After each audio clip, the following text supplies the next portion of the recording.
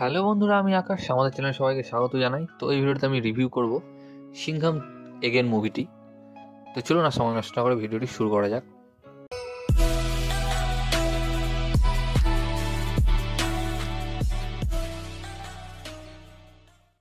তো রিসেন্টলি এই সিনেমাটি আমাজন প্রাইমে এসছে এবং আমি দেখে ফেললাম।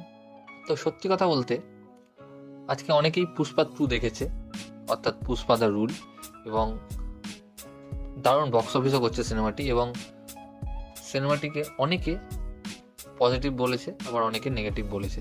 কিন্তু যেই রকম সিনেমাটি বক্স অফিস করছে, আমার মতে যেহেতু সিনেমাটি একটি মাস মুভি, সেই কারণে মাস অডিয়েন্স সিনেমাটিকে ব্লকবাস্টার করে ফেলেছে। যদিও এই সিনেমাটি এইরকম বক্স অফিস ডিজার্ভ করে না। কারণ হলো, এই সিনেমাটি যদি এইরকম বক্স অফিস ডিজার্ভ করতো, তাহলে সিংঘাম এগেন মুভিটিও দুর্দান্ত বক্স অফিস করতো। কারণ একটাই, আমাদের ইন্ডিয়ান অডিয়েন্স এখন ভাগ হয়ে গেছে। কারণ হলো, আমরা সাউথের মুভিগুলোকে বেশি প্রেফার করি। সেই কারণেই আপনারা এখন দেখতে পাচ্ছেন যে পুষ্পা নিজের তেলেগু বেল্টে বক্স অফিস না করতে পারলেও হিন্দি বেল্টে প্রায় 500 কোটি বক্স অফিস ছাড়িয়ে গেছে। সেই কারণে আমি বললাম, যদি পুষ্পা 2 হিন্দি বেল্টে 500 কোটি বক্স অফিস ছাড়িতে পারে, তাহলে সিংঘাম এগেনও ভালো বক্স অফিস করতো। কিন্তু আমাদের কিছু দর্শকের জন্যই সিনেমাটি সেই ধরনের বক্স অফিস করতে পারেনি। সিংঘাম 3 মুভিটি, অর্থাৎ সিংঘাম এগেন মুভিটি যেমন রিভিউ পেয়েছিল, আমার মতে তেমন রিভিউ ডিজার্ভ করে না। এই সিনেমাটিকে জঘন্য সিনেমা বলা হয়েছিল, কিন্তু আমাকে ঠিকঠাকই লেগেছে।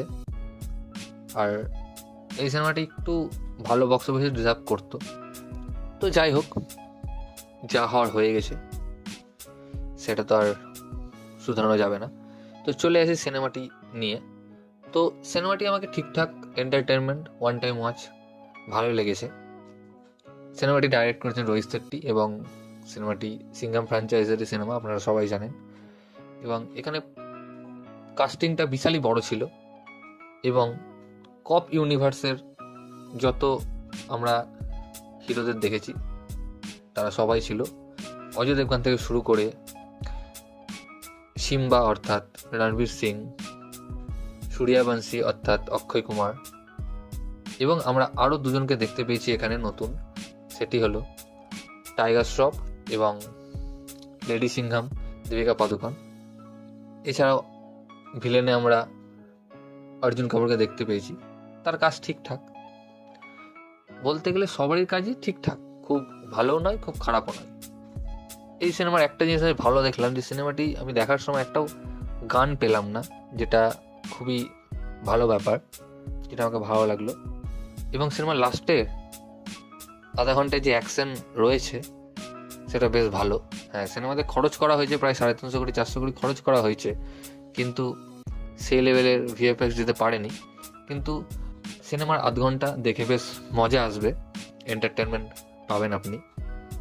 রোহিত শেট্টি চেষ্টা করেছে, কিন্তু সেইভাবে পুল আপ করতে পারেনি। আর এই সিনেমার যদি নেগেটিভ পয়েন্ট কিছু থাকে, তো সেটা হলো এই সিনেমার ভিলেন। যদিও অর্জুন কাপুর আপ্রাণ চেষ্টা করেছে, তাও সেইভাবে ভিলেনিয়াস ব্যাপারটা তিনি আনতে পারেননি। আর অজয় দেবগান তো কিছু বলার নেই, তিনি প্রতিটা সিনেমায় যেমন করে আসছেন সেরকম অ্যাক্টিংই করে যাচ্ছেন। তাছাড়া যদি আমি কিছু নেগেটিভের কথা বলি, তো এই সিনেমার টাইম লাইন নিয়ে আমার একটু সমস্যা রয়েছে। কারণ টাইম লাইনে প্রচুর ভুলভ্রান্তি রয়েছে এই সিনেমার। কী করে এত তাড়াতাড়ি সিংঘামের ছেলে বড় হয়ে যায়, অথবা শেষে একটা পোস্ট ক্রেডিট সিন রয়েছে, আপনারা জানেন, মিড ক্রেডিট সিন রয়েছে, যেখানে আমরা চুলবুল পান্ডেকে দেখতে পাই। এই যে টাইম লাইনটা করেছে, এই টাইম লাইনটা গন্ডগোল করে ফেলেছে। এটা আমার মতে কখনোই সম্ভব নয়। তো যদি আপনারা এন্টারটেনমেন্ট পাওয়ার জন্য সিনেমাটি দেখতে চান, তো অবশ্যই দেখতে পারেন, আমাজন প্রাইমে অ্যাভেলেবল রয়েছে। তো ভিডিওটি ভালো লাগলে অবশ্যই ভিডিওটিকে লাইক, কমেন্ট, শেয়ার, আমার চ্যানেলটিকে সাবস্ক্রাইব করুন, এবং আমাকে ইনস্টাগ্রামে ফলো করতে পারেন। লিঙ্ক আমি ডেসক্রিপশন দিয়ে দেবো। ধন্যবাদ।